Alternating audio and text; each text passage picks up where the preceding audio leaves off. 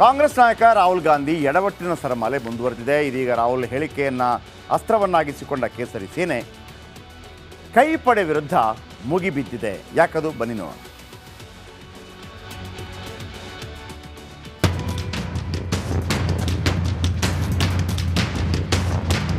ಮಾತು ಆಡಿದ್ರೆ ಹೋಯ್ತು, ಮುತ್ತು ಒಡೆದ್ರೆ ಹೋಯ್ತು ಎಂಬ ಗಾದೆ ಮಾತು ಕಾಂಗ್ರೆಸ್ ನಾಯಕ ರಾಹುಲ್ ಗಾಂಧಿಗೆ ಹೇಳಿ ಮಾಡಿಸಿದಂತಿದೆ.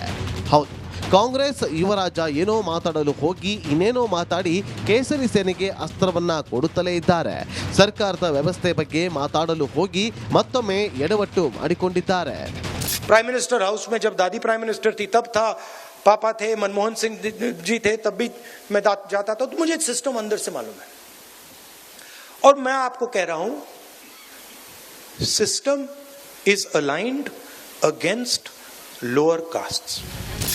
ರಾಹುಲ್ ಹೇಳಿಕೆಯನ್ನೇ ಅಸ್ತ್ರವಾಗಿಸಿಕೊಂಡ ಪ್ರಧಾನಿ ಮೋದಿ ಕಾಂಗ್ರೆಸ್ ವಿರುದ್ಧ ಟೀಕಾ ಪ್ರಹಾರ ನಡೆಸಿದ್ರು. SC ST OBC ಸಮುದಾಯವನ್ನ ಕಾಂಗ್ರೆಸ್ ನಾಶ ಮಾಡಿದೆ ಅಂತ ಕಿಡಿಕಾರಿದ್ರು.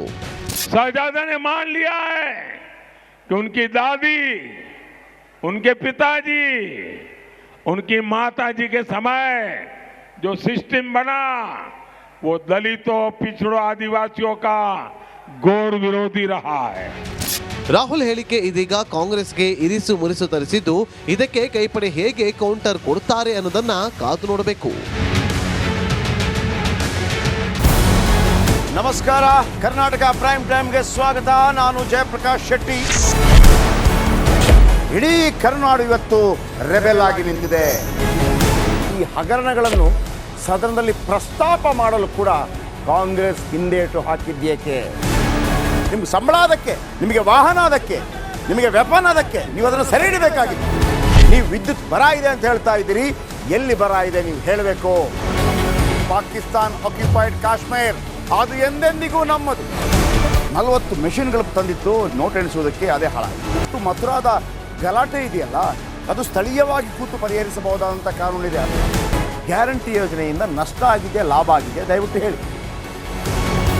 Dawood Ibrahim most wanted criminal ಯಾವಾಗಾದ ಅಂದರೆ ಇಲ್ಲಿ ತನಕ ಭಾರತ ದೇಶದಲ್ಲಿ ಓರ್ವ ದಲಿತ ಪ್ರಧಾನಿಯಾದಂಥ ಇತಿಹಾಸವೇ ಇಲ್ಲ. ರಿಪಬ್ಲಿಕ್ ವರ್ಲ್ಡ್ ಆಪ್ ಇದು ಕೇವಲ ಅಪ್ಲಿಕೇಶನ್ ಅಲ್ಲ, ಸಮಗ್ರ ಸುದ್ದಿಗಳ ಸಂಪರ್ಕ ಮಾರ್ಗಕ್ಕೆ ಕ್ರಾಂತಿಕಾರಿ ಬದಲಾವಣೆ. ರಿಪಬ್ಲಿಕ್ ವರ್ಲ್ಡ್ ಆಪ್ ಕೇವಲ ಸುದ್ದಿ ಅಪ್ಲಿಕೇಶನ್ ಅನ್ನ ಪರಿಚಯ ಮಾಡ್ತಾ ಇಲ್ಲ, ಬದಲಾಗಿ ಡಿಜಿಟಲ್ ಸುದ್ದಿ ಬಳಕೆಯ ಹೊಸ ಯುಗಕ್ಕೆ ನಾಂದಿ ಹಾಡ್ತಾ ಇದೆ. ಇದೊಂದು ಬ್ರೇಕಿಂಗ್ ನ್ಯೂಸ್, ಪ್ರಭಾವಶಾಲಿ ಕಾರ್ಯಕ್ರಮಗಳಿಗೆ ಗಟ್ಟಿಯಾದ ವೇದಿಕೆ. ರಿಪಬ್ಲಿಕ್ ವರ್ಲ್ಡ್ ಅಪ್ಲಿಕೇಶನ್ ಈಗ ಲೈವ್ ಆಗಿದೆ. ಗೂಗಲ್ ಪ್ಲೇ ಸ್ಟೋರ್ ಮತ್ತು ಆಪಲ್ ಆಪ್ ಸ್ಟೋರ್ ಎರಡರಲ್ಲೂ ಲಭ್ಯವಿದೆ. ಈಗಲೇ ಡೌನ್ಲೋಡ್ ಮಾಡಿ.